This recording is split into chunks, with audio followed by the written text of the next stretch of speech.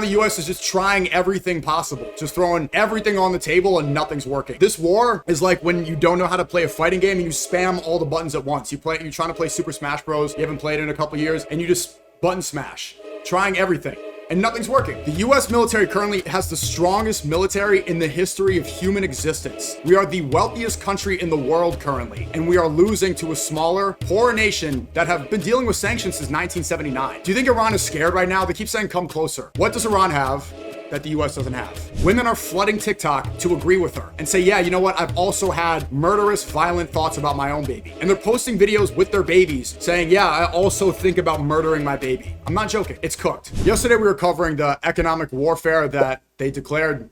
Scott Bessent, the Treasury Secretary, he's declaring that they are going to bully all the nations that work with Iran. It's like when you're on a playground and then you get beat up and then you tell everyone, you can't be friends with them anymore. You can't trade with Iran. They're the meanies. And the rest of the world's kind of looking at the US right now like, I don't really buy it. Even Canada.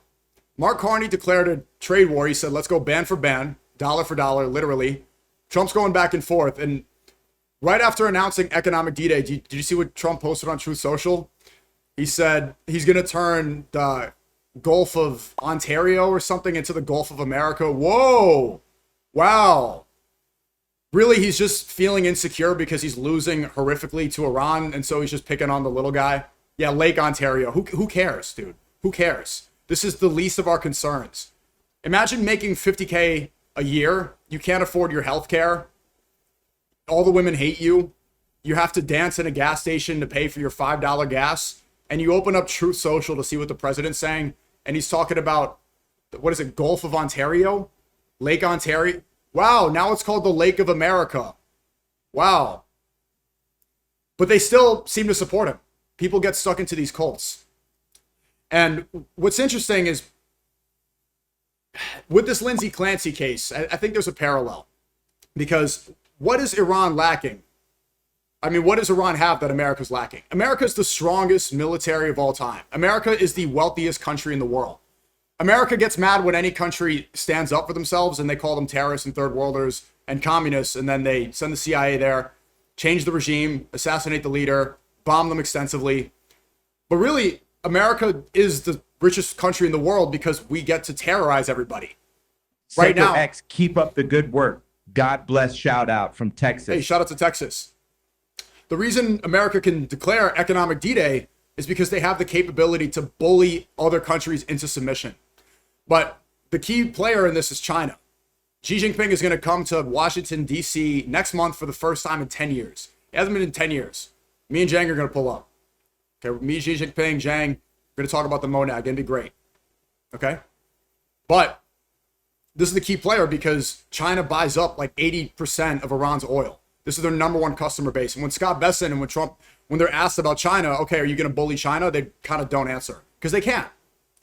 If the U.S. were to bully China, sanction China, block trade with China, then China would retaliate and cut off the trade because we get so much trade from and so many exports from China. We do tons of deals with them. The U.S. economy would collapse like that. We have nothing. We have no more cards. And we're also working backwards in this war. Why did we start with epic fury and then declare victory 50 times and then end up in an economic war? This is where you would start, right? Why was this the strategy? That you bomb the school, you assassinate the Ayatollah, then you do epic fury, you bomb them extensively, kill thousands and thousands of people. Then you say unconditional surrender. Then you try a ceasefire, and then you go to economic war. This is backwards. This is not how it's supposed to go. Right now, the U.S. is just trying everything possible, just throwing everything on the table and nothing's working. Literally, like, this war is like when you don't know how to play a fighting game and you spam all the buttons at once. You're trying to play Super Smash Bros. You haven't played it in a couple years, and you just button smash, trying everything, and nothing's working. And people are realizing it. And Canada feels comfortable. China knows they have the cards. Iran knows they have the cards. Iran responded, Galibaf, he responded and he said, yeah, the U.S. can't do anything. He basically said, yeah, test my gangster. Galibaf responded. Iran's literally responding to Trump and Scott Bessent saying that they're going to launch economic D-Day, and they're saying, test my gangster, nigga. What's up? What's up? Oh, you want that oil? Stole that shit. Give me that shit. You don't know what to do with that. Give me that straight. Give me that straight. You don't know what to do with that. Give me that. They're testing our gangster and they're winning. What does Iran have that America lacks? The U.S. empire, strongest military in the history of the world. You understand that? This is a true stat. The U.S. military currently has the strongest military in the history of human existence. We are the wealthiest country in the world currently, and we are losing to a smaller, poorer nation they've been dealing with sanctions since 1979. Do you think Iran is scared right now? They keep saying, come closer. Scott Bessent says they're going to launch economic D-Day. They've been dealing with sanctions for decades. They're not afraid. They've dealt with this already. What does Iran have that the U.S. doesn't have? Faith. They have faith. We have none, unfortunately. And the rhetoric online, especially from Elon's ex, America's a Christian country. It's a Christian country. America's a Christian country. It's actually not at all. America's not a Christian country. It's a secular country. There's no proof of that. We're not a religious theocracy. It's just not the case. This was very well defined by the founding fathers. Exactly our rights to freedom of religion, separation of church and state. America would not exist without the rejection of a Catholic theocracy. But we keep using this rhetoric, and they even use the rhetoric that we need to free the women of Iran. And this is how ironic this war is. I don't know if you guys have been paying attention closely, but in the beginning of the war, do you remember it started off before even Epic Fury? Trump and Rubio, the Secretary of State, they were saying that they needed to free Iran. They were trying to start a protest. They were trying to start an uprising. Their first objective was to get the people of Iran to rebel against their government and overthrow the regime. It didn't work. The CIA infiltrated the protesters. They firebombed masjids. They were causing chaos. And they said, look how evil the government is. But then the CIA came out and said, no, that was us and Mossad. That was the first objective. And Americans did believe this. If you remember in the beginning of the war, there were other Twitch streamers as well, like Kaysan and other Iranian diaspora members. And they were like, yeah, Iran's evil. Iran's horrible. We need to free the women of Iran. This is the rhetoric the Trump administration is using. Free the women of the hijab. We need to free the women of Iran. Okay. Free them to do what? Free them to do what? Because right now in America, women can strangle their babies to death and become heroic millionaires. This is happening right now. Free the women of Iran so that they can come to America and be able to strangle their babies and become millionaires and celebrities overnight for strangling their babies. The women here, unfortunately, and this is not a blanket statement for all, but women that are following the Judeo-Christian liberal feminist values that America champions itself on providing for the citizens, they're cooked, bro. It's cooked. It started with abortion, and now they really think that they can abort babies after birth.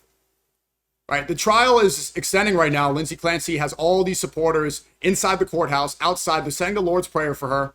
They raised $1 million. It's probably a lot more now on GoFundMe. They've made her a celebrity. It's cooked, bro. We're seeing women go on TikTok. Women are flooding TikTok, expressing admiration for Lindsay Clancy. They relate to her. They empathize with Lindsay Clancy. They don't see this story. And like us here, hopefully everybody here is like, oh yeah, that's horrible.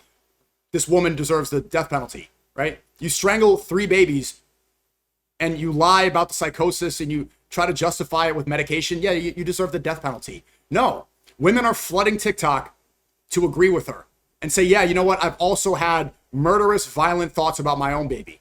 And they're posting videos with their babies saying, yeah, I also think about murdering my baby. I'm not joking. It's cooked. Not all women, but this is the product of a civilization that doesn't have faith. A civilization that says Judeo-Christian values and nobody really practices. Where the church has been replaced with concerts. Where they say, throw the dudes down the well so my country can be free. You must grab him his horns. And we... Is that a Borat quote? Borat's not even funny anymore. It's another more Zio slop propaganda. So this is what happens when you spend all this money demonizing Muslims. Islam is the only solution. There is no other ism. There's no other religion. There's nothing else that is going to work.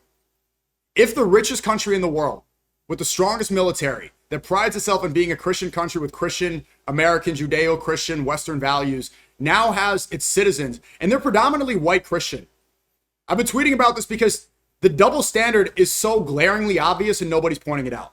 All the right-wing, all the talking heads, they're all speaking about Lindsay Clancy, and they love to jump immediately and speak about the race and religion when it comes to a Muslim, when it comes to a black person, when it comes to anybody else besides their own. They will immediately call it out and blame the entire race and the entire religion, especially Muslims. Lindsay Clancy's a Catholic. Most of her supporters, too, according to the NBC report, they were saying the Lord's Prayer. And if we're assuming that America's a Christian country, like they say, and they're almost all white, we got to assume they're majority Christian as well. And I know people get upset in response to like, oh, how do you know they're Christian? How do you know they're Christian? Well, if they're white and they're in Massachusetts, it's like, let's assume just based off of the census. Let's assume based off the demographics what's going on. Do you think that they're Hindu? Do you think that they grew up Buddhist? Did they grow up, worshiping the cow as the mother of God? What do you think that they grew up with? Okay, well, they're secular. Oh, well, they're not practicing. Well, who is practicing? Who is the example? Who is leading Christianity in America? It's evaporating quickly. All these people, I saw Alex Jones, Matt Walsh, Pablo Fuentberg. Elon Musk is avoiding this conversation, but all these right-wing are talking about how evil Lindsay Clancy is and all their supporters. Jack Posobiec, the MAGA shills. I see Andrew Wilson talking about it. All of them. These are all the people to immediately jump to point out the race and religion if it wasn't somebody that looks like them. Immediately. Now they're the most silent. Ben Shapiro's talking about Lindsay Clancy. He's been talking about how Muslims this, Muslim that, Pakistani this, Pakistani that. When it comes to Lindsay, they don't say a word about the race or religion. And this is a double standard. Does Lindsay and her supporters represent all of Christianity and Catholicism? Absolutely not. But let's be consistent here. How is this happening? Because I don't see one Muslim in the courthouse. I don't see one Muslim at the protests. I don't see one hijab standing outside wearing a pink sweater celebrating Lindsay Clancy. But all this rhetoric from all these people, they have a lot to say about Muslims. I bet even Steven Crowder, that same guy. Guarantee you, do I have to look? No. The right-wing chuds, they have the same talking points. Tim Pool probably said the same things. They're avoiding the race and religion conversation. Why? Because they don't want to face the uncomfortable reality that maybe there's a problem here. And it's so hypocritical for the U.S. administration, for this empire, to justify this war with Iran that we're losing horribly under the propaganda, under the lie that Iran is religiously backwards. This is what Trump is saying. Hegseth, Rubio, they're all saying Iran is religiously backwards. We need to free the women of Iran. They're an oppressive regime. They don't let their citizens be free. Okay, well, what alternative are you offering? This? Strangling your babies and becoming a millionaire celebrity overnight? Doesn't look so good. Maybe Sharia wasn't so bad after all. Maybe all the people demonizing Sharia so much, passing legislation in Florida to flex, I banned Sharia law. Yeah, I banned Sharia. I also took $7 million from AIPAC. Yay, I'm paid by the Israel lobby. Sharia has no place in America. Sure. Yeah, the Constitution and Sharia law, they don't go hand in hand like this. No. Freedom of speech, there's a lot of aspects of it, but maybe a few more Muslims wouldn't hurt. 1.3% of the population. Do you understand too? I know that it's only 1% of the population. I don't know if you're a Muslim in America. I see Warner in the chat. We're the main characters. This is true. We take up all the noise from the mainstream media, from these talking heads, all the propaganda from the Israelis. They said publicly they are going to invest tons of money to spread their propaganda, and their number one tool of propaganda is demonizing Muslims. The UAE, they're shills. They're going off right now about the Muslim Brotherhood in the West. Tommy Robinson, all these Mossad agents, all the Muslims. Jigsaw. Trump himself said Islam is an enemy of the West. Elon Musk is saying ban SNEAKO because he's a Muslim. Rachel Wilson, Andrew Wilson's wife, is saying ban Islam, ban Islam, ban. All these right-wing chuds, all of them have so much to say about Islam, but nothing to say about their fellow compatriots when they're white and Christian, strangling babies, and their women are becoming fans of this person. They avoid it. But let's think, what brought us to this point? This is absolutely insanity. It's demonic. This is sacrificial. This is exactly what Islam fixed in Arabia. Hope you're enjoying this video. Quick plug on my Patreon. I post secret live streams and years of content editing tutorials and answering your questions one-on-one if you're interested. It's $4 a month. Before Islam, before the Quran arrived and was revealed to Prophet Muhammad, peace be upon him, the Arabs were burying their own babies alive, burying their daughters alive. Now we've reached the Jahiliyah point in America because of a lack of faith. It's time for us to rethink our relationship with Islam in America. Because they say Islam has no place in America. Jigsaw is saying ban Islam. No Muslim should hold public office. Like all these Pablo, Elon, all these people saying deport SNEAKO. James Fishback saying deport SNEAKO, running for governor. All these people have all this to say, but they don't address these problems here. Well, look right now. Mamdani has been the mayor of New York City for what, a year? He has a 70% approval rating, and he is showing the entirety of the American population that a politician is supposed to serve the citizens. Everyone's like, wow, Mamdani's doing such a great job. Well, in fact, he's just doing his job. This is what the standard should be. He's working hard, and he cares about the citizens. Oh my God, it's mind-blowing to Americans to see a politician actually do their job instead of just scam everyone, take all this corruption money, sell out to AIPAC, and then around all day doing nothing, sitting in their office. Like, it's mind-blowing. And he was very controversial when he was campaigning, and 70% of New York City approves him now. This is incredible. Abdul Assad just won the primary in Michigan. He's not taking AIPAC money. Ilhan Omar not taking AIPAC money. What's the alternative?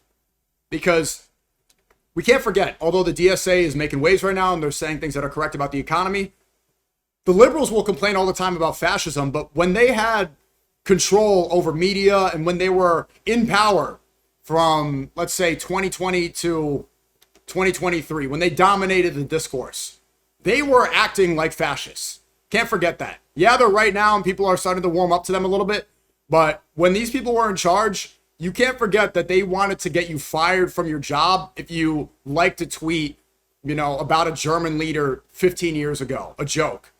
They tried to get you canceled everywhere if you didn't use pronouns. I mean, it sounds like stupid rhetoric now, but this was the case back then. I faced the repercussions of that. The cancel culture, when they had power over the media, when they were dominating government, they rained down with the woke iron fascist fist. And now they complain about fascism. They say that MAGA fascism is horrible. And yeah, it's been terrible for these first 2 years. But it's not like they weren't dictators themselves. So leading into these midterms, we have to remember the mistakes that they made. And it's a message to the DSA. You guys are getting it right with the economy. You're right about healthcare. You're right about the working class. You're right about lowering rent. You need to compromise on the culture war slop. Banning all police, defunding the police completely, that's insane to most people. Banning Thanksgiving, Latinx instead of Latino. Some of these culture war issues, just let it go, right? Because right now the DSA, they're not even talking about transgenders. This was such a dividing issue for a long time. Do you know who's talking about transgenders every day? MAGA. They know they're really unpopular right now, and they could just say something. I don't even know if I could say it on YouTube, but Pete Hegseth, the Secretary of War, he's saying grannies with the T. Grannies can't serve. Grannies are this. Trump is now, giving speeches about how public schools in the Biden administration, they allowed kids to cut their off, which didn't even happen. This is just a lie. It's populist slop. Now the right is obsessed about transgender sports. I tweeted earlier, Americans could literally be looking at a nuke falling on top of their head, wrapped into fill-in, and they'll still be talking about transgender sports. This is a non-important issue on the grand scale. If the DSA really wants to make waves and make a change, you got to get rid of this culture war slop. It's a bunch of nonsense. Like looking back at 2020, a lot of the rhetoric that they were pushing, right? This complete anarchy, this upset, like there's no oppression there's no resistance on stolen land. And it's just like, this is not working. This is not resonating with people, and it's going to slow your movement. Stick to the points that are working. Healthcare, working class, getting money out of these endless wars.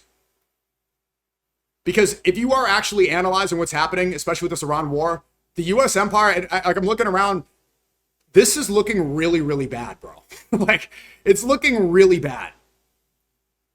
The Treasury Secretary Scott Bessent declaring economic D-Day with no real plan to do it.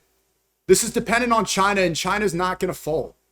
Like, they're afraid to even answer the China question, the CQ. There's no option.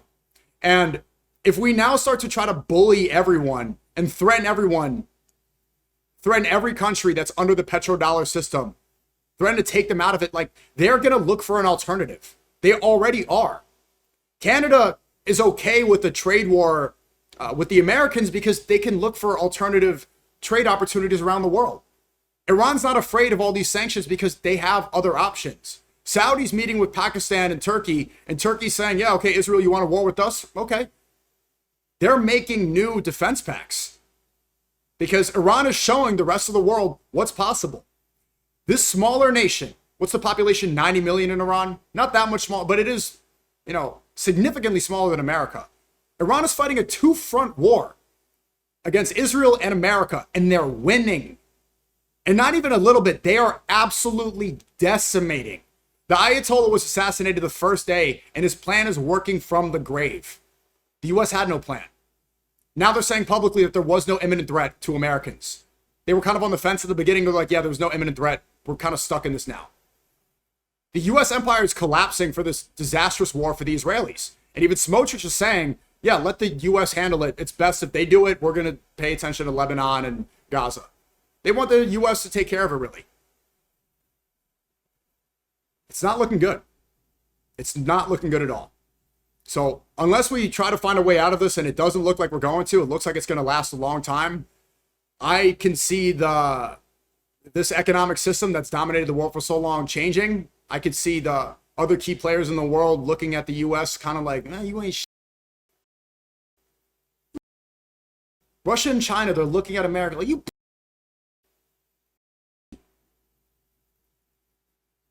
Trump's embarrassing us worldwide. Worldwide. In the midst of this, all these horrific announcements, all this embarrassing rhetoric every day. We're going to call it the Gulf of America. No more Lake Ontario, Lake America. It's like, are you kidding me, bro? Gas is $5, and apparently the oil reserves are going to be depleted in 41 days. Time's ticking. We're $40 trillion in debt. This is a failing business. And it's based off this economy, our ability to bully people into working in our system. If we lose that, everything collapses. Everything. So I think there's two things to take from this war. One, the rest of the Muslim world needs to learn from Iran.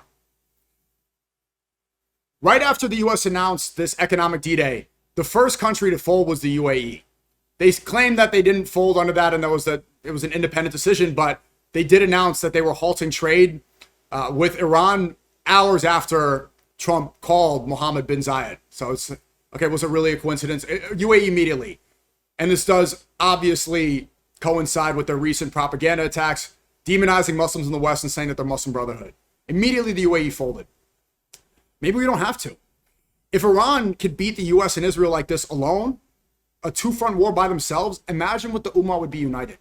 Imagine what we could do. Israel is publicly announcing that they want to go to war with Turkey next. Are they going to make the Americans fight for them? Probably. Imagine if around the world there was pan-Islamic unity. People stopped dividing over Shia and Sunni, Hanafi and Salafi, and I don't even know if you can consider, Wahhabi is just another word for Zionist, really, to me. If we weren't divided on this, because even most scholars agree that Shia aren't kuffar. I know you guys always argue about it in the chat. This is not the case. The core tenets of Islam, Shias do follow. They believe in La ilaha illallah. They believe Prophet Muhammad, peace be upon him, was the final prophet and messenger and slave of Allah.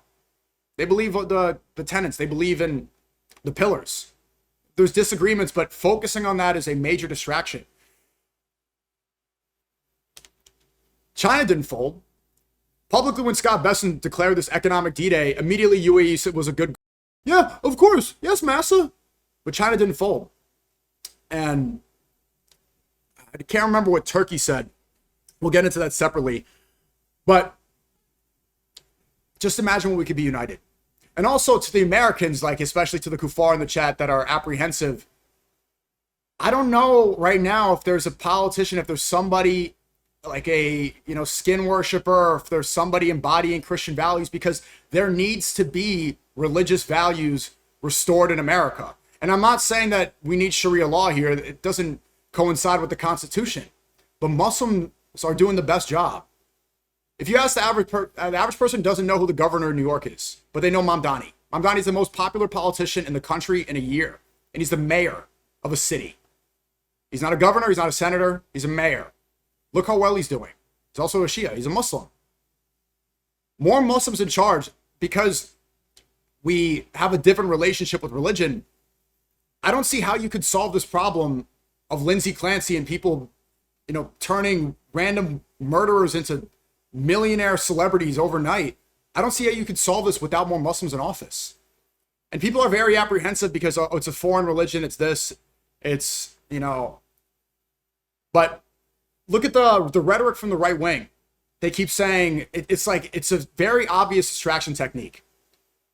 Right now, AI is everything that the right wing says Muslims and immigrants are. AI is replacing your jobs. AI is taking over. AI is terrorizing and spying on you. AI is all over the neighborhood. AI is around the corner.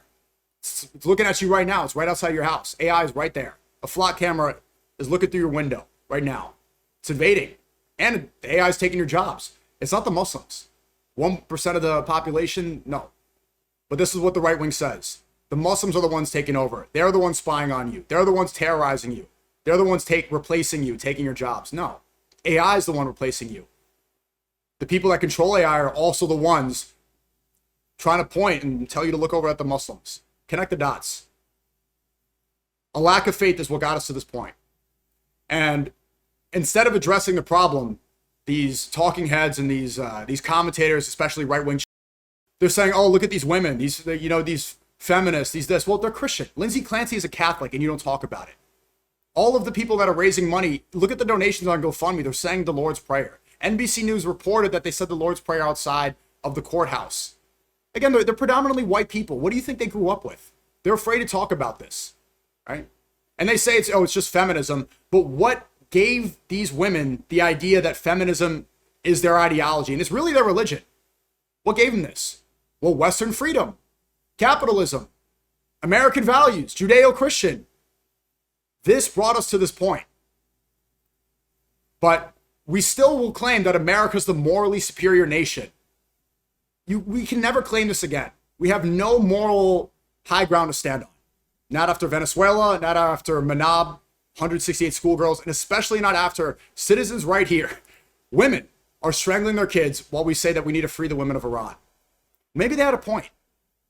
Maybe some restrictions are important. Maybe social cohesion is necessary. Maybe it's protecting women and respecting them. Knowing what's possible if you let people run wild and do everything. If you say just, complete, everything goes, no accountability. The average woman, I don't think a lot of people in this chat speak to them. Do you realize? I don't think you understand how cooked it is. Do you know that these women are all watching true crime documentaries all day long? They're addicted to serial killer shows. They're addicted to Love Island. For decades, for years, they're just turning on their computer, popping their SSRIs, taking their birth control, microwaving their DNA, and then they MK Ultra their minds, obsessing over true crime. Almost all these women. They're talking to AI, they're going to therapy, they all think that they have mental health problems. This is the end result. And the capitalist system provides us. This is how these companies profit off of the people and turn them into cattle. Big Pharma can make money off you forever. Like, they're selling you meds forever. They're taking Prozac, and then they need Xanax to be able to sleep, and then Adderall to be able to function, and then birth control so that they can get in. And then they're bored at work because they're sitting in a daycare all day long because they need to be independent women. So they turn on true crime to distract themselves from the lives that they hate. They start to get older and their eggs are expiring, so they inject like AOC. They're freezing their eggs.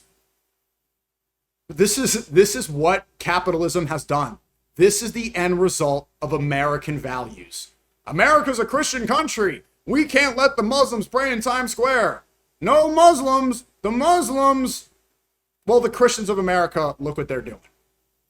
And they have no solution to this problem. None. None. Thanks for the time. Assalamu alaikum, SNEAKO. Love your work. May Allah strengthen your iman and everything that is good in this world and hereafter. Thank you so much. Thank you so much. And so let me provide the solution because everybody else is afraid to. They don't want to. They want to keep talking about the left, the right, the left. They love the culture war because they profit off of it. If they have an enemy, if they have a boogeyman that will never be defeated, then the left makes money off the right and the right makes money off the left. It just never ends. They love the system.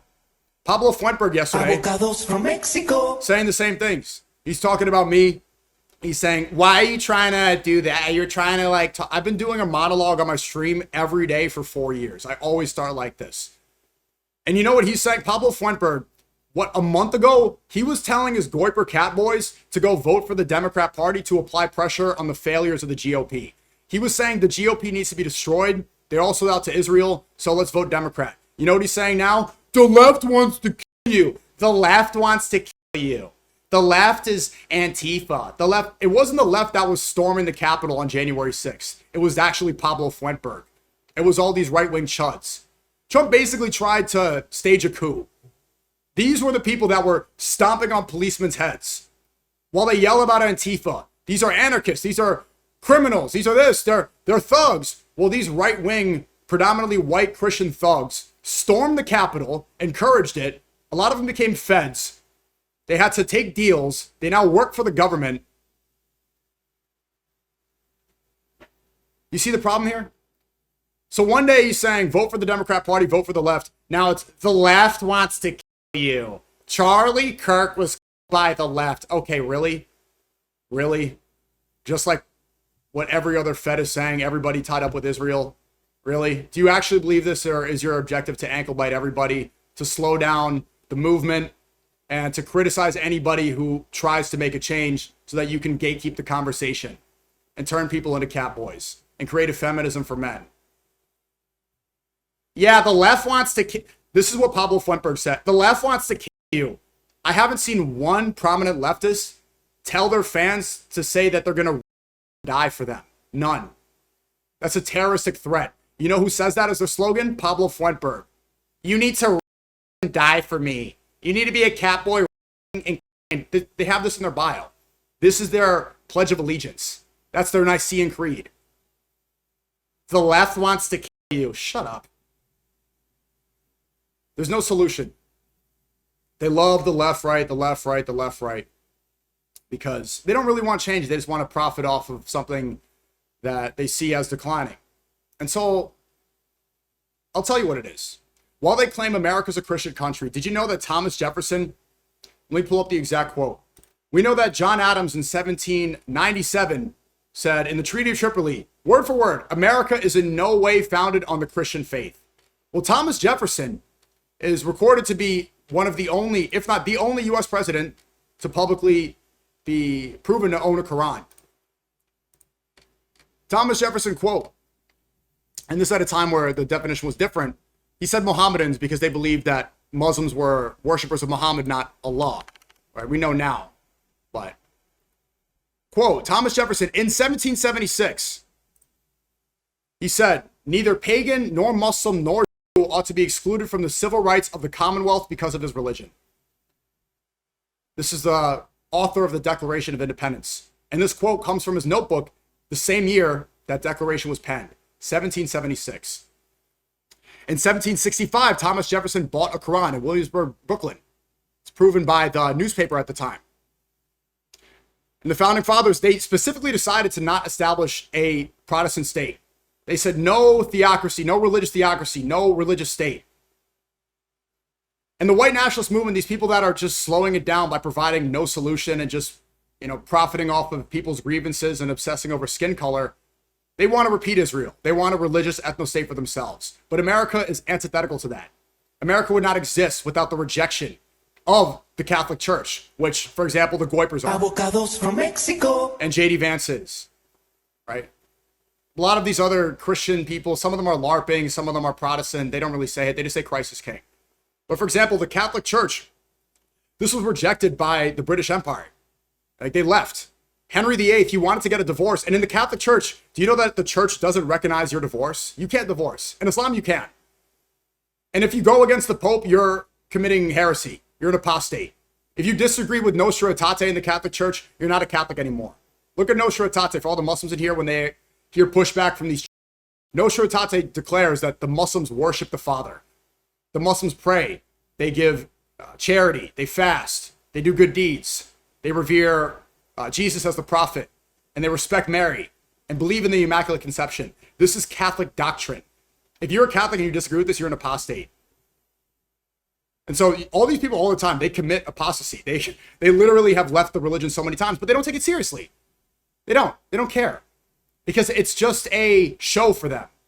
This is why America's at this point, because the people that are supposed to be defending religious values and defending, yeah, we need Jesus in America, we need Christianity in America, they don't practice. They don't care. They don't know anything about the religion. They don't really believe in it. They use it for a populist movement. And Jesus saves. They just hold up the cross, and it just appears like they have some sort of moral authority to lean on, but they contradict themselves all the time. Muslims, we can't do the same like that. And so America would not exist without the rejection of this Catholic Church. Henry VIII wanted a divorce, and this separated the British Empire from Rome. Rome was a theocracy. Rome was a Catholic state. The British people, the English people in it, they didn't want that. They wanted their own church. This is how the Protestant Reformation started. Protesting, literally, the Catholic Church. And this created the groundwork for the Founding Fathers. The Founding Fathers, they wanted secularism. They wanted freedom. Thomas Jefferson was reading the Quran. He owned one. And right now, if you don't believe me, there is the Adams Quran that sits in the Boston Public Library to this day. It's still there. John Adams and Thomas Jefferson respected Islam, read the Quran, owned it, and also included Muslims in the foundation, and also made it clear that civil liberties and the rights of an American citizen, it's not excluding anybody, especially the Muslims. And so if the Christians are failing right now, which they are, unfortunately, it's not representative of all Christians, but they're failing in America. It's a disaster. There's no, who's an example right now in politics, in right-wing politics or left-wing politics in America, a leader who's actually Christian? Because right now, Trump is depicting himself as Jesus. He's saying the Pope is anti-American because he opposed the Iran war. The Pope is standing up with the Palestinians, and they're saying, yeah, I don't like when that's yucky.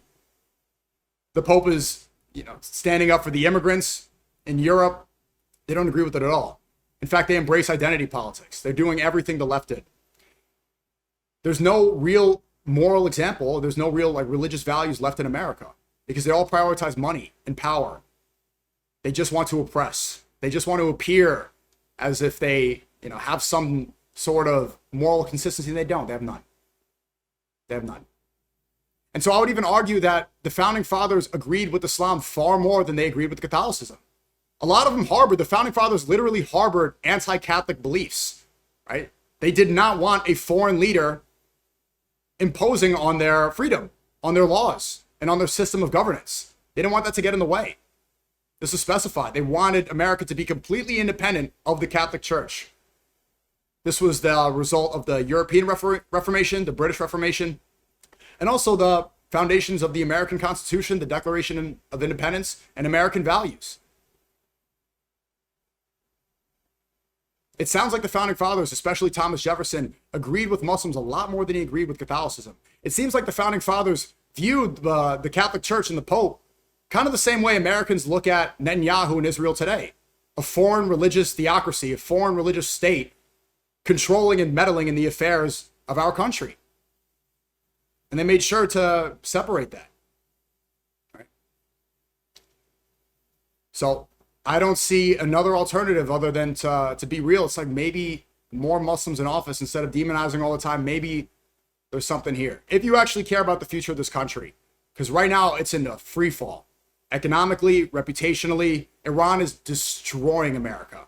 I don't want to understate that. Yeah, there have been more casualties on the side of the Iranians. Thousands. America, what is 15 or something casualties, hundreds of injuries, and 15 still alive. It's far too much, but $100 billion down the drain. Did you know that? $100 billion. Say wallahi, bro. Say wallahi. 100 B since the start of this Iran war. Nothing accomplished. We're right back where technically this should have started. Nothing was done. Iran still controls the strait. Iran poses they're not showing any weakness. They're saying come closer. They're ready to keep on going. This plan worked. And that is important to remember. I'll reiterate it one more time. They have faith, America doesn't. That's the only thing that America can't purchase. The richest country in the world, the wealthiest of all time, with the strongest military of all time, can't defeat Iran. You have to analyze this and figure out why. It's important. Iran has faith.